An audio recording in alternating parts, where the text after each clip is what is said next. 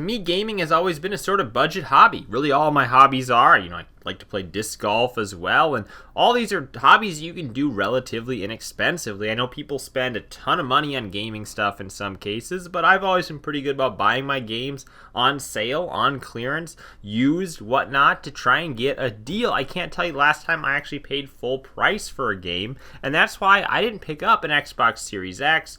For one, because they were so hard to find, but because I thought the Xbox Series S as a $300 console seemed like a really good deal. And as somebody that doesn't own a 4K TV, because that's another thing where I'm not really going to replace my TV until it ultimately breaks, because I'm not that obsessed with the image, found the system to be something that has a relatively similar picture quality that I had on my original launch Xbox One, and I didn't feel like there was a big step up in terms of overall graphics quality in these games, but I really needed something that had better quote-unquote performance. A lot of the newer games, like take Cyberpunk 2077 for example, or even just MLB The Show, were really chugging on the original Xbox One. They were just playing very slowly, the frame rates were awful, and graphics feeling similar to me aside, and not being somebody that's super obsessed with resolution, I just needed something that could play the game in a playable manner that wasn't going to be bogged down by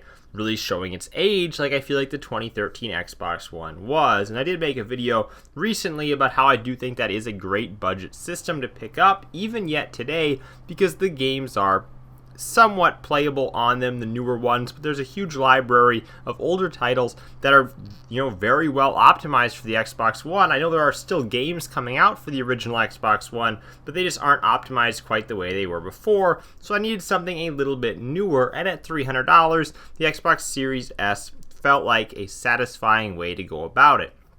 Now, I'm not somebody that spends money on Xbox Live Gold, Xbox Game Pass. I just play a game, play through it at my leisure, the speed I want to play it, and get as much out of it as I ultimately want to get out of it. That's why I feel like I need to own my games, and in that way it was kind of hard to step away from having disc-based games, and not being able to buy them used was kind of a bummer, but it brings about a great reason to maybe kind of think through your purchases a little bit more when it comes to purchasing games anyway.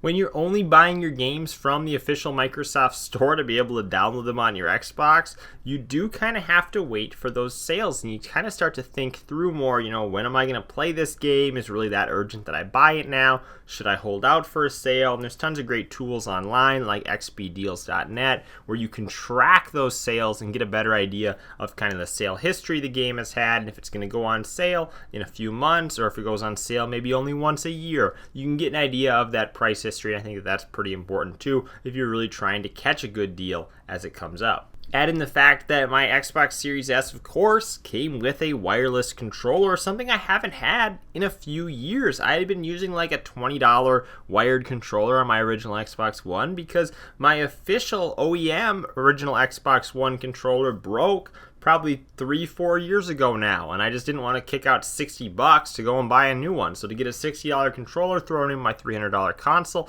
again, made it feel like a great value. But the thing that ultimately put the Xbox Series S over the edge for me, and continues to do so to this day, is the existence of developer mode and some of the kind of back roundabout ways that you can also access this without even paying $20 for the developer mode, and that's just being able to get RetroArch on the system. RetroArch is basically an emulation system that has just a ton of different consoles in it that are able to be emulated. I'm talking everything up until the GameCube and the PlayStation 2, including those. Now, the GameCube does run a little bit better than the PlayStation 2, but both of them are there, and the fact that you can run games that new on this hardware in emulation is really impressive, because something like NFL 2K4 or NFL Street that I go back and play periodically on either the GameCube or the PlayStation have up-resed versions available. I mean, I can play NFL 2K4 at like a 1080p resolution. It looks much cleaner, much more crisp than it ever did on the PlayStation 2,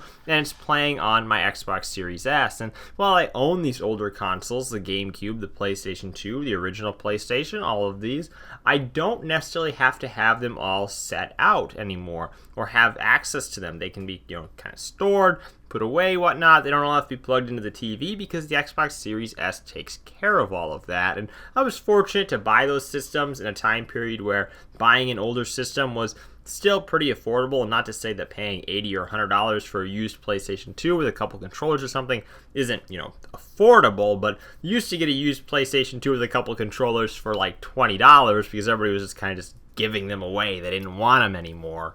And it seems like game collecting as a whole has inflated a lot of the prices of both the consoles and the games, and as a result, some of this stuff is just crazy expensive. You want to play, like, say, Def Jam Fight for New York, and it's over $100.